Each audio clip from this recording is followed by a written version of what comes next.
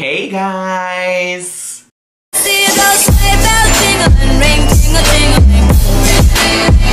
I'm on it's lovely weather for a sleigh ride together with you. Outside, snow is falling and friends are glowing. Hey everybody, it's me Zach and welcome back to my channel. Today I'm going to forego a full-on reaction of our girl Amberlynn. If y'all didn't see yesterday, not only did I put in a full reaction, but I also gave you the video of me trying the salmon recipe.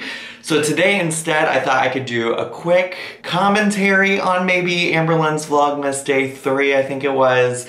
Respond to her little clapback, or as some people are calling it, shade on Snapchat. And then I also want to give you guys an update on two of my favorite girls on YouTube, the Slatons sisters. So this is gonna be like a little bit more of a drama commentary video as opposed to an actual like reaction type of deal situation, okay? So first, let's start with the little Snapchat shade that Amberlynn gave to me on Snapchat last night. So in case you didn't see my community post or my tweet, or if you don't follow Amberlynn herself on Snapchat, here's what she had to say. She said, if you want to try a recipe, make sure you use the right amount when it comes to the ingredients, because then it just won't be the same. Now, here's a couple things that I want to say about this situation, Amberlynn. One, you are real dense if you think that I was trying to be any kind of serious with really any of my videos, but in particular the ones where I recreate your recipes. It's simply not that serious. Like, your recipe was disgusting with or without measurements, okay? So, let's just get that clear. Like, I know that you take your cooking super seriously because I know you're a world-renowned chef. I know you got 4-star restaurants. You've been on every Food Network television show. I know that you are a very serious chef, and I'm sorry for poking such fun, but it's not that serious for me. Two, teaspoon Lynn, is that, girl, you didn't even measure out anything. You couldn't tell me what the right amounts were because you didn't measure it. You didn't measure shit, girl. So you let me know what the right amounts were, and then maybe I'll try it again with the right amounts, okay? Like, ma'am, and while you're at it, if you want to let me know what the right amounts of salsa to put on your slop mountain, your salsa potato slop mountain, I will gladly take them and recreate that too. I mean, girl, it's not that serious. And y'all, you know, wanted to call this shade or say that she was shading me. And honestly, I'm not sure y'all know what shade means, because usually shade requires some level of like cleverness, some level of like humor, wit, edginess, sharpness, and that Snapchat post had none of those things. She was passive aggressive. You know, shade is not a synonym for passive aggression, right? Like, girl could have just full out said, Zach, if you want to do this, you should at least know how to do it right. But she couldn't do that because she's passive aggressive. She'd rather avoid using names, and this is all the time I have for it. So this case is closed. I got nothing more to say about that. The second thing that I wanted to address was in her recent video, you know, she made more questionable food choices. I think the stir-fry thing is probably like the closest thing she's made to like being a real life thing. I think like the size of the vegetables was a little off-putting. Whatever, that's fine. That sausage English muffin sandwich, I don't know where she has the right to do that. That felt like a whole lot. But more importantly, I wanted to talk about what she left out of the video. So I haven't actually been in the business of watching Eric cook videos in a while, but for some reason last night I needed some background noise while I was getting some work done, and so I just played his Vlogmas videos in the background just to have noise. But what I realized that he did, that she didn't, is that he left in all of the dialogue for the tree decorating portion of the video where she just did a time lapse. And one of the things that I think is most suspect about that whole part of it is that she has a whole dialogue with Eric about Shrimpgate. Now, if you don't know what Shrimpgate is, I will try to throw in some clips here to help remind you. Hey guys, okay, so we have another mukbang. We're going to eat shrimp with cocktail sauce. And we have water. Isn't this a cool bottle? So the topic for today is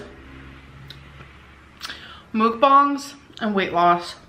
This is like such a big thing because Obese to Beast made another video kind of talking about mukbangs, like obese people doing mukbangs and like mixing weight loss with mukbangs. So I personally messaged him because we have talked in private before, like because he made 2 videos about me and then a video about mukbangs. Before the mukbang video, I messaged him. This was before the mukbang video, so before he started talking about mukbangs, I messaged him and just been like, I just asked him like, why couldn't you tell me like in a message that everything you said in the video, why couldn't you tell me? He answered, obviously, and he explained that like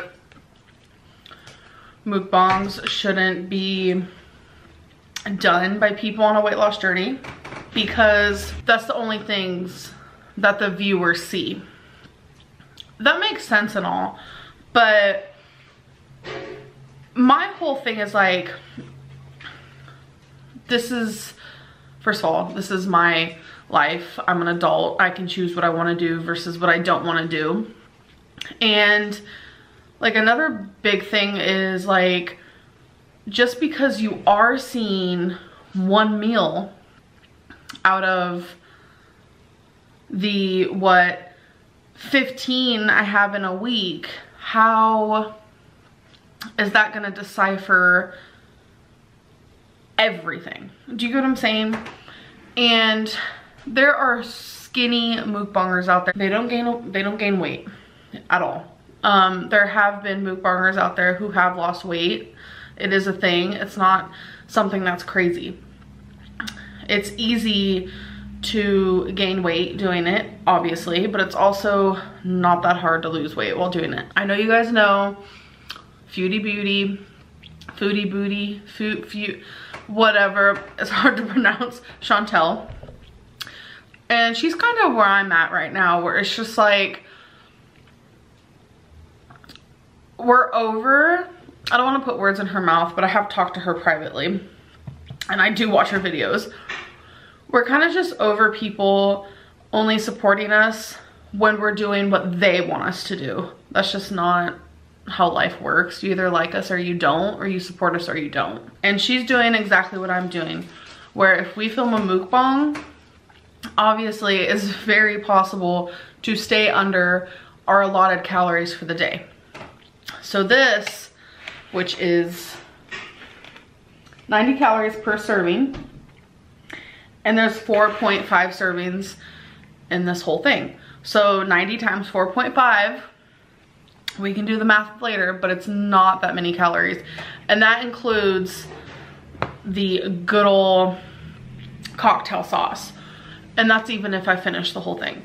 So it's like not that difficult. But Shrimpgate was essentially when Amber Lynn went and ate a platter of shrimp in a mukbang, and while she was doing it complained about how Obese the Beast made a whole video saying that you couldn't lose weight while also doing mukbangs on camera. And she insisted and insisted and insisted that she could lose weight and still do mukbangs on camera for a living. Now the problem with the dialogue that I have, that she had, which I'll also include clips for, is that she couldn't remember why 10,000 people unsubscribed from her. She couldn't remember why Shrimpgate was a big deal, or at least she couldn't admit to it to Eric on camera. Well, then now I gotta change the name of my phone. Water. Waterland. The Watergate scandal. Pretty much, like Shrimpgate. I don't want to talk about that. What's that? I don't know what that is. Remember when I lost over 10,000 subscribers? Shrimp? That was Shrimpgate. Why is it shrimp? I don't understand. Because it happened after the shrimp mukbang. Oh. Which, I don't regret doing the mukbang, I regret the things I said in it. You know? What did you say in it? Was it bad? I forget. I just know that it was bad. I didn't know it was called shrimp cake. Yeah. Weird. Who names these things? The wonderful internet. The interwebs. Because Eric, for some reason, has no idea what Shrimpgate is, even though he, like, lives with this woman, and almost all of his subscribers have to also be her subscribers. Like, I can't imagine people just, like, picked up Eric Cook's channel and just started watching it without her. So the fact that he, like, has no recollection of what Shrimpgate is or no idea what's happening on her channel, I find suspect as well. But the fact that she can't even either remember or admit to the reason why people actually unsubscribe, because she lost like tens of thousands of subscribers, right? And the fact that she can't remember what the reason for why people were unsubscribing to her channel is just suspicious to me. And it also suggests to me that she's learned nothing. She supposedly, you know, turned a new leaf back then too. And y'all want to know why I'm skeptical? Shrimpgate was one of the largest buffooneries of her channel, because, you know, after she started losing all these subscribers, oh my gosh, all of a sudden we're gonna try again, we're gonna get back on track, I'm a reformed Christian woman, and I'm gonna take my health seriously. And then we all know that she did not take herself seriously, did not take her health seriously. She learned nothing from that, and she can't even remember it, or at the very least admit to it to her own real life roommate. So I just, you know, think that this is buffoonery. I think we should continue to be skeptical that, like, this is not some new Amberlynn situation and that she could be doing the same thing. She could be lying to her viewers just to, you know, appease them, to get a new batch of people in. Because she also said in her most recent video that, like, she traditionally gets more views for the videos that she is, you know, controversial in, which I agree, I think she certainly does.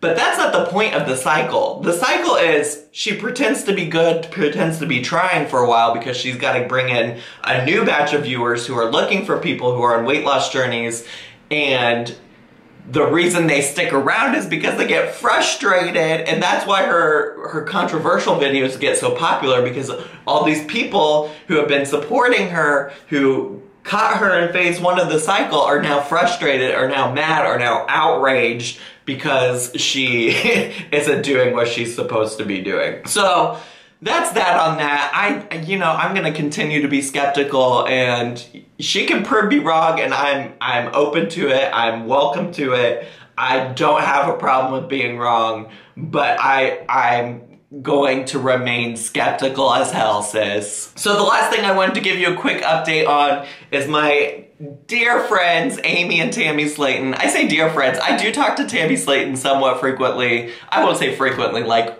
once every couple weeks via DMs, and just like, not about this, but just about like casual stuff in general. I just like check in on her and see how she's doing, and sometimes she does the same. But either way, today people released an article on their website about the new TLC docu-series 1,000 Pound Sisters, starring Amy Slaton and Tammy Slaton. I'll link that article down below so you can go check it out.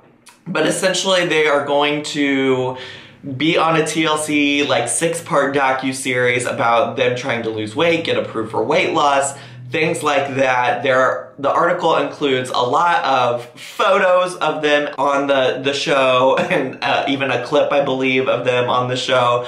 I'm super excited about it. I actually personally can tell that maybe Tammy hasn't lost a ton of weight, but it looks like to me in some of her videos that she's lost some weight. I think they're gonna be great television. I think one of the things that they miss in their own YouTube videos is just like quality of filming devices and microphones and cameras and things like that. So seeing them, you know, with all the fancy TV production, filming, I'm just like, I think this is gonna be it. They're about to blow up, and I can't wait for it. Personally, honestly, truly, I have loved the Slatons sisters just about as much as I have loved Amberlynn and Chantal, and I mean that from like a train wreck perspective. Like, I love watching them.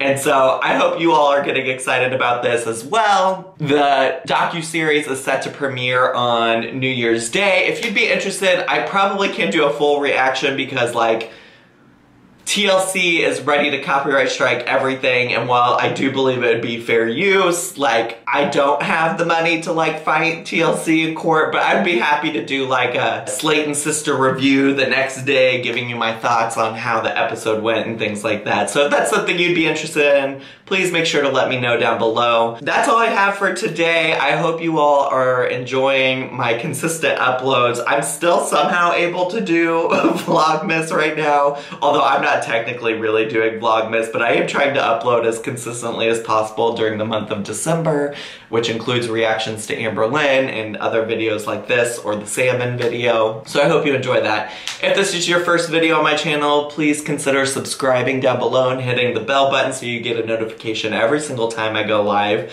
Also, please make sure to leave me some comments. What are your thoughts about the Slatons sisters? How do you feel about Shrimpgate even today? I don't know, and hit the like button. As always, you can follow me on all of my social media for all the updates, and I had so much fun with y'all today, and I'll see you all next time. Bye!